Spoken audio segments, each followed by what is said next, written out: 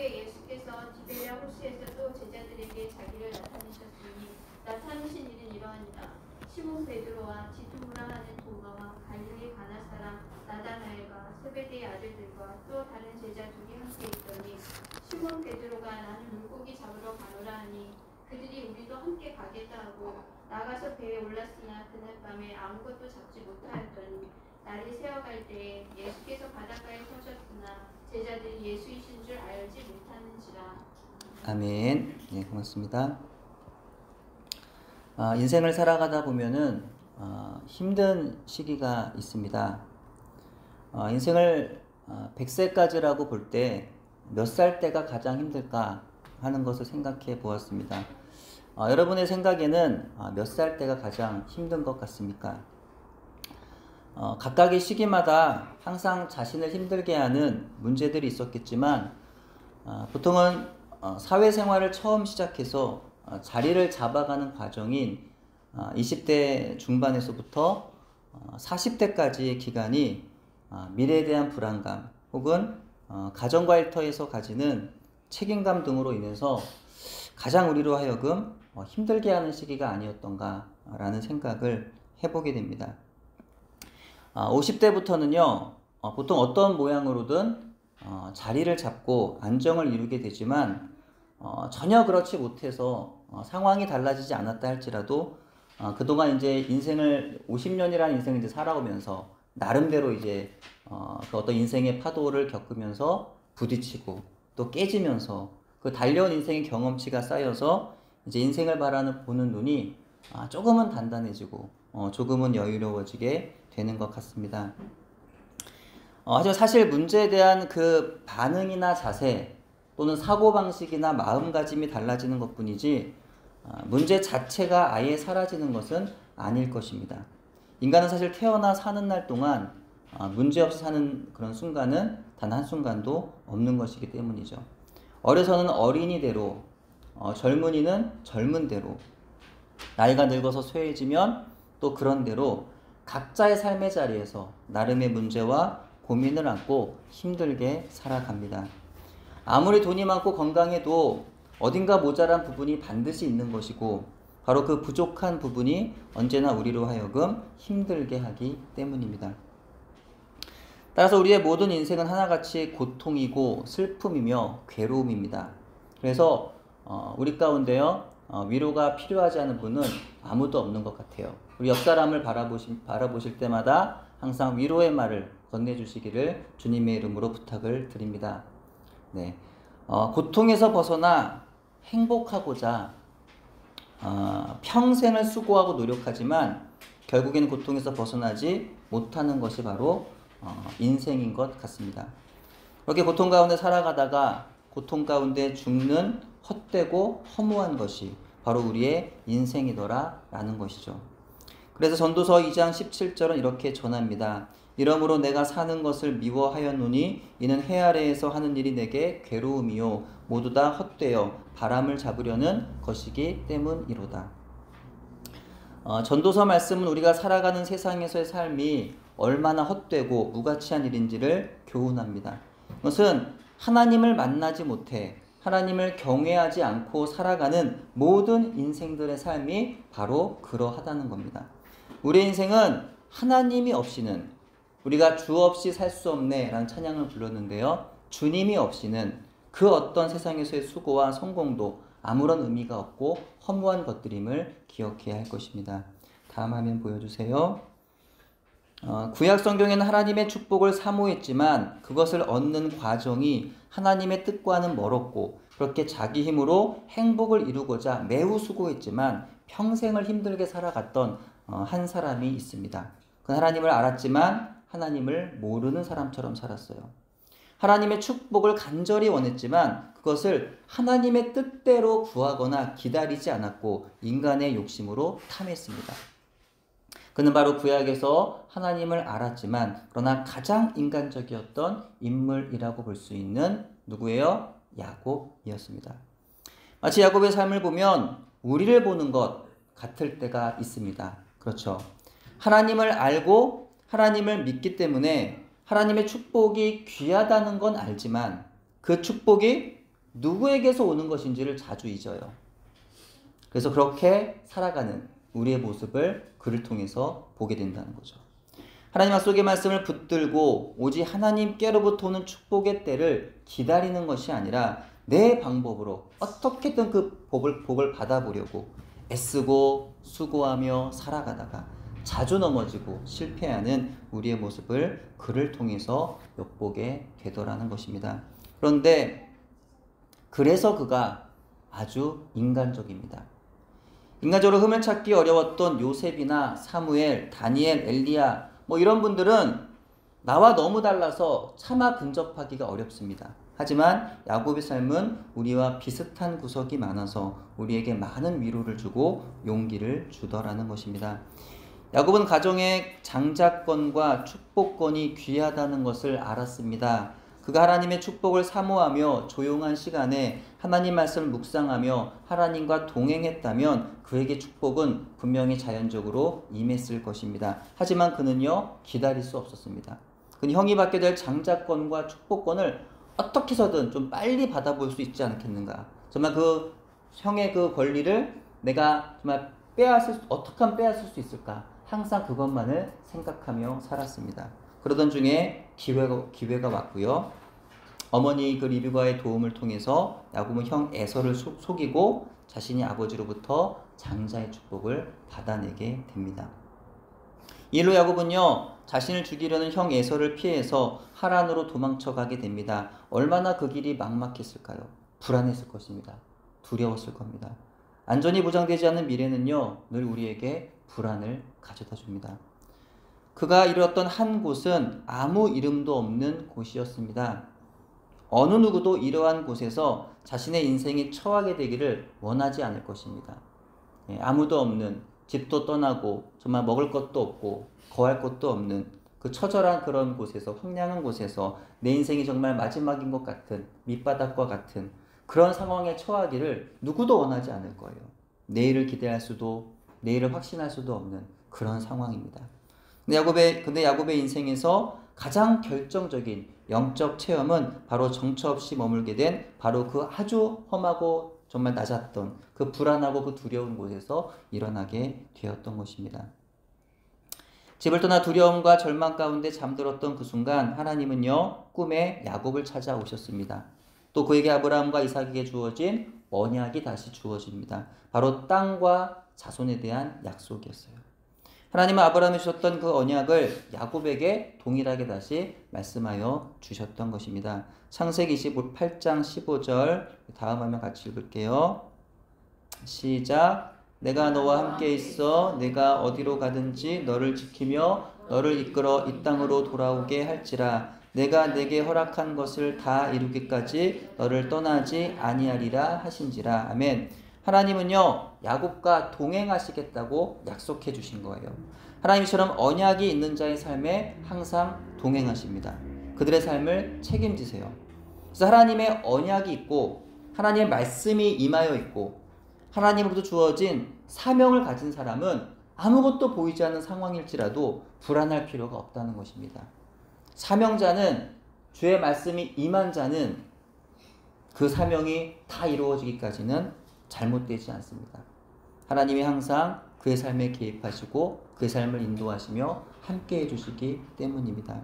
하나님을 경험한 야곱은요, 이제 이렇게 고백합니다. 다음 화면 창세기 28장 16절 시작. 야곱이 잠이 깨어 이르되 여호와께서 과연 여기 계시거늘 내가 알지 못하였도다. 그동안 야곱은요, 하나님을 자신의 하나님으로 경험하지는 못했습니다. 항상 아버지의 하나님, 조부의 하나님, 그 정도로 알았던 야곱이었던 것 같아요. 근데 바로 이곳에서 야곱은요, 다른 사람의 하나님이 아니라 부모님의 하나님, 또 조부모의 하나님이 아니라 나의 하나님으로 그 하나님을 만나고 경험하며 깨닫게 되었던 것입니다. 이로 인하여 그는 이전에 가졌던 불안과 두려움으로부터 벗어날 수가 있었던 거예요. 왜 그 불안과, 어떻게 그 불안과 두려움으로부터 벗어났나요? 하나님을 나의 하나님으로 만남으로 인해서. 여러분 삶에서도 그 하나님 만나시기를 주의 이름으로 축복합니다. 새로운 두려움, 하나님을 향한 경외함이 그의 마음에 생겼던 거예요. 하나님을 경외하는 사람은요, 미래가 두렵지 않아요. 하나님을 경외하는 사람은요, 다른 사람들이 무섭지 않습니다. 하나님을 경외하는 사람은 보장되지 않은 내 미래도 그렇게 두렵지 않아요. 하나님을 경외하는 사람은 하나님이 동행하시기에 어떤 상황에서도 버틸 수 있는 줄로 믿습니다. 그 다음에 하나님을 경험한 야곱에게, 하나님의 그 경외함을 경험했던 그런 야곱에게는 이제 탄탄대로 열렸을까요? 그 삶이 이제는 아무런 어려움 없이 이제는 평탄했을까요? 그렇지는 않았습니다.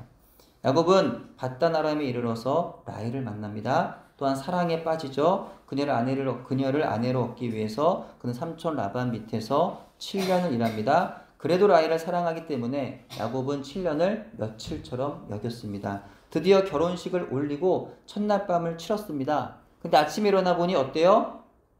라헬이 아니라 언니 레아였습니다. 라반에게 속았던 거죠. 야곱이 레아인 것을 확인하고 이렇게 말합니다. 힌내 후 레아. 한국말로 번역하면 이런 레아잖아. 여기 왜 레아가 있지? 이런 뉘앙스의 의미입니다. 당연히 라헬이라고 여겼던 그 야곱은 아침에 보니까 날이 밝고 나서 어이가 없는 거예요. 왜 레아가 있지? 너무 당황스러웠고 절망스러웠던 거죠. 그동안 속이고만 살았던 그가 그 라반에게 된통 속임을 당하고 말았던 겁니다.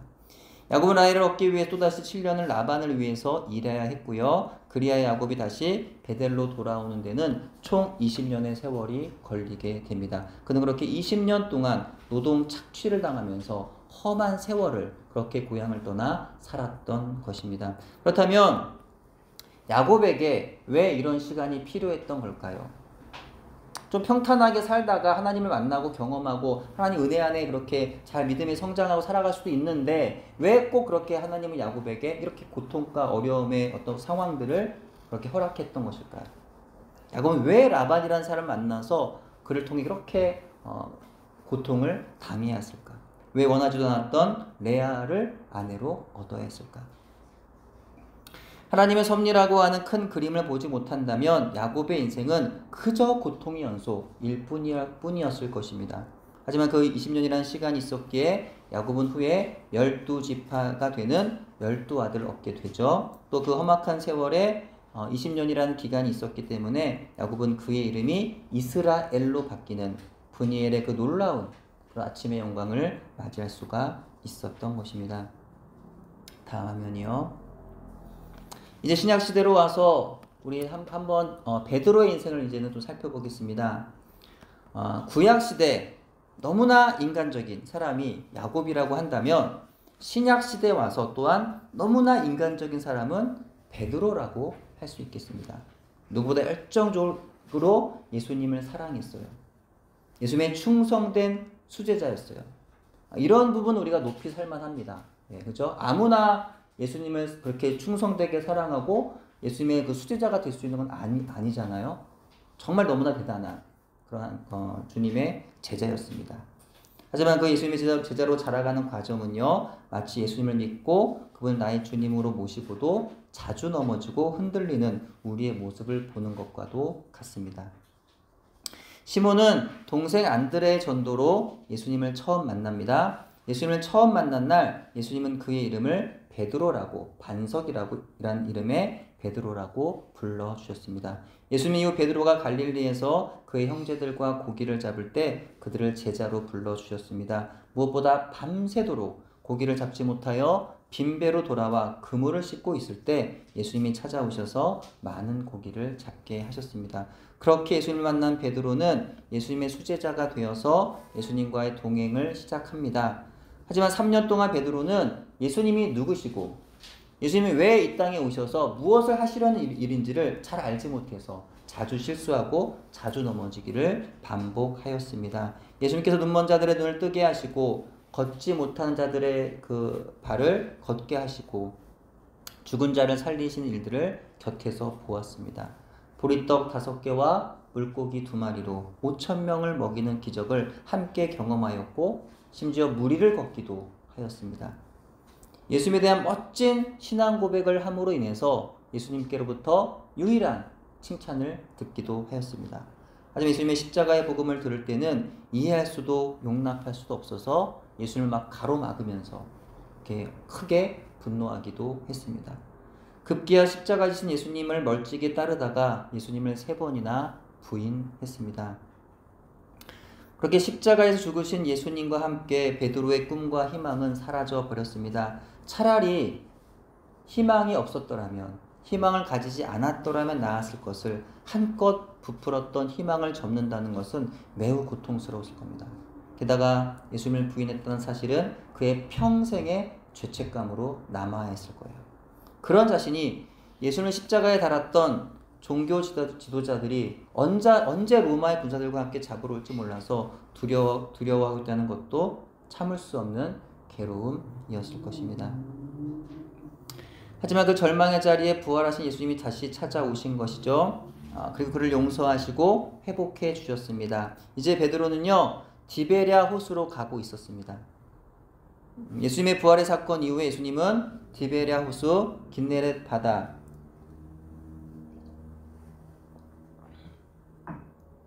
게네사렛 호수라고도 불리는 갈릴리 바다에서 제자들에게 나타나셨습니다. 당시 제자들의 이름은 베드로, 도마, 나다나엘, 세베대의 2 아들들, 그 2명의 제자, 그렇게 7명이었습니다. 다른 4명은 어디로 갔는지 알 수 없지만 그들 7명은 예수님이 찾아오시겠다고 말씀하신 갈릴리로 갔던 것이죠. 베드로가 물고기를 잡으러 가겠다고 한 것이 사도로서 어울리지 않는 행동이라고 볼 수는 없습니다. 베드로를 비롯하여 제자들은 예수님으로부터 사명을 받았지만 아직 공적이고 구체적인 사명을 받기 전이었습니다. 그렇기 때문에 그들은 평소 해오던 일을 할 수밖에 없었던 것이죠. 또한 베드로가 물고기를 잡으러 다시 갈릴리로 갔다고 해서 그가 복음 전도자로서의 사명을 버리고 옛 생활로 돌아갔다고 보기도 어렵습니다. 왜냐하면 베드로는요, 이미 부활하신 예수님을 목격했고 예수님께서 갈릴리로 찾아갈 테니 갈릴리로 가라고 하셨기 때문입니다. 베드로는 예수님 만나기 위하여 갈릴리로 간 것이고 거기서 자신이 할 수 있는 일이었던 고기 잡는 일을 다시 시작했던 것입니다. 3절에 말씀합니다. 시몬 베드로가 나는 물고기 잡으러 가노라 하니 그들이 우리도 함께 가겠다 하고 나가서 배에 올랐으나 그날 밤에 아무것도 잡지 못하였더니, 제자들이 밤새도록 수고했습니다. 밤새도록 정말 여러분 그 고기 잡아 보셨습니까? 예. 그 힘든 일을, 예. 저는 고기는 뭐 잡아보지 않았지만 그물은 좀 끌어봤습니다. 정말 힘듭니다. 예. 밤새도록 그 힘든 일을 하고 그물을 끌어보고 그 엄청 어려운 그런 수고를 했지만 고기가 잡히지 않았어요. 밤새도록 헛수고만 했던 거죠. 하지만 부활하신 예수님이 그물을 배 오른편에 던지라 하셔서 그 말씀에 순종하여 던졌더니 그물을 들지 못할 정도로 물고기가 많이 잡혔습니다. 만약에 그들이 그 밤에 무언가를 잡았다면 이후 예수님의 능력이 나타나지를 못했을 거예요. 하지만 제자들이 밤새 수고하고도 한 마리도 잡지 못했던 고기를 예수님의 말 한마디에 순종하여 그물을 던졌더니 많은 물고기가 잡혔던 것이었기 때문에 그것은 예수님의 능력을 인정하지 않을 수 없는 것입니다. 하나님께서는 모든 믿는 사람들에게 그분의 복을 주시기 위해서 종종 이와 같은 방식으로 그들을 이끌어 가십니다. 만약 우리가 하는 일마다 항상 좋은 결과만 난다면 아무도 자기가 한 일의 결과를 하나님의 은혜라고, 하나님이 주신 복이라고 생각하지 않을 겁니다. 다 내가 잘해서라 생각하겠죠. 내가 좀 성실했지, 내가 좀 열심히 했어, 내가 좀 수고했지, 그러면서 나의 어떤 성실함이나 수고를 자랑하겠죠. 하지만 정말 지치도록 애쓰고 수고하며 힘썼는데 전혀 안 되던 것을 하나님 말씀에 순종했더니 그 모든 일들이 이렇게 풀려나고 성공하게 되었다면 우리 하나님의 능력과 은혜를 인정할 수밖에 없는 거죠. 이럴 때 모든 것이 하나님의 은혜였습니다라고 우리는 고백할 것입니다. 예수님이 그렇게 아무것도 잡지 못했던 그 빈배에 찾아오셨습니다. 빈배가 의미하는 게 뭘까요? 아무것도 없는 실패이고 절망입니다.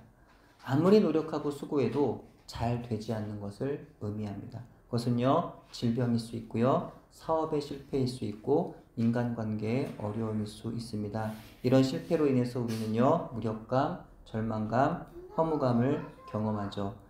내 자신이 한없이 작아지고 초라하는 것을 우리는 경험하게 되는 것입니다. 하지만 그 실패의 경험이 나를 더 성숙하게 만들죠. 하나님은 실패의 순간에 나를 찾아오십니다. 집도 없고 먹을 것이 없고 가족도 친구도 없고 아무것도 없는 광야 같은 상황에 놓였을 때 하나님은 나에게 찾아오십니다. 예수님은 비어있는 순간, 가장 낮아진 순간에 나를 찾아오십니다. 내가 하는 일이 잘 되고 그물에 고기가 가득 잡혔을 때 찾아오시는 것이 아니더라는 거죠.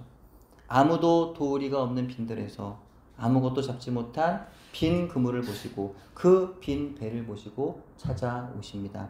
그때 비로소 우리가 주님을 만나기에 가장 좋은 겸손의 그 낮아진 상태가 되는 것이기 때문입니다. 그때 나의 영혼이 민감하여지기 때문이에요. 한없이 낮아진 그때 나의 귀와 마음이 주님 앞에 비로소 열려지기 때문입니다. 그러면 나의 인생이 힘들다고 느껴질 때 우리는 더욱 나에게 찾아오시는 하나님 안에 거하면 됩니다. 그쵸? 내가 힘들고 어렵지만 그러나 그때 나에게 찾아오신 하나님을 만나면 됩니다. 내 인생 중에 고통의 시간, 아픔의 시간, 실패의 시간에 그렇게 하나님 안에서 하나님을 예배하는 예배의 회복이 우리 안에 있어야 하겠습니다. 또한 그곳에서 부활의 예수님으로부터 위로하시고 또 사명의 자리로 부르시는 주의 말씀을 들을 수 있는 우리가 되어야 할 줄로 믿습니다. 실패의 그 자리에서 야곱처럼 하나님 안에서 예배가 회복되면 우리는 삽니다. 내 인생에 가장 힘들다고 느껴지는 그 자리에서 베드로처럼 부활하신 예수님을 만나서 위로받고 사명을 받을 때 우리는 살게 됩니다. 모든 것이 흔들리고 무너져 내려 죽을 것만 같을 때 아무것도 잡은 것이 없어 어느 하나 좋은 것이라 내 삶의 상황 가운데 없는 것처럼 보일 때 우리는요 영적인 본질로 돌아가야 합니다.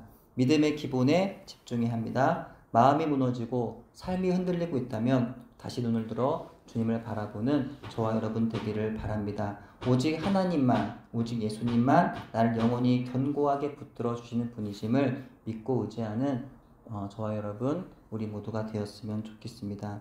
다시 말씀으로, 다시 기도로, 말씀과 기도로 거룩함을 회복하기 바랍니다. 예배 자리로 나아가서 하나님 말씀을 들어야 우리 어두운 인생에 빛이 일어납니다. 다시 주님의 말씀으로 다시 사명이 재확인될 때 우리는 실패의 자리에서 일어날 수 있는 줄로 믿습니다. 대부분의 사람들, 특히나 한국 사람들은요 스스로를 게으르다라고 말합니다. 하지만 어떤 분들은 말하기를 사실은 게으른 사람은 없다고 말합니다. 삶의 목적을 찾지 못하고 사명을 알지 못하는 사람이 있는 것이지 게으른 사람은 없다는 것이죠. 내 인생이 힘들다고 느껴질 때 그래서 흔들려 쓰러져 있는 그때 하나님 말씀 안에서 잃어버린 사명의 길을 찾고 예수 그리스도의 복음 안에서 내 인생의 그 실패의 자리에서 다시 일어나 산 소망과 살아갈 능력을 힘입는 우리 모두가 되어야 하겠습니다. 우리를 위해 십자가 지신 예수님을 붙잡음으로 하나님의 은혜 안에 항상 거하는 우리 모두가 되기를 바랍니다. 단지 십자가에서 죽으셨을 뿐만 아니라 분명히 죽은 자 가운데 다시 살아나신 예수님 안에서 인생의 모든 문제들을 이길 수 있는 우리 모두가 되기를 바랍니다. 내 인생이 힘들다고 느껴질 때 내 인생의 문제 상황에서 찾아오셔서 위로하시고 사명으로 회복하시는 주님과 함께 그 고통과 슬픔의 자리에서 다시 일어서는, 그래서 여러분의 그 삶의 자리가 사명을 잘 감당하시는 그런 은혜의 자리가 되시기를 주님의 이름으로 축원합니다. 감사합니다. 하나님 감사합니다. 부활절 절기를 지내면서 저희들 예수님의 그 십자가와 또 부활을 묵상하며 살아갑니다. 하나님, 그러나 우리의 삶의 자리에 십자가가 경험되지 아니하고 또 부활이 경험되지 않는 그런 삶을 살아가지 않는지 다시금 돌아보게 해주시고 주신 말씀을 기억하면서 내 인생의 그 힘들고 어려운 그 고통의 시간들을 묵상하는 것이 아니라 그 힘들고 어려운 그런 삶의 자리에 찾아오시는 우리 주 예수 그리스도를 만나고 또 하나님의 위로하심을 또 경험하는 우리 인생이 될 수 있도록 그렇게 주님 안에서 힘을 얻고 또 사명을 다시금 확인하는 복된 우리의 삶의 자리 될 수 있도록 주님 축복하여 주시고 함께 해 주옵소서. 감사드리오며 예수님의 이름으로 기도합니다. 아멘.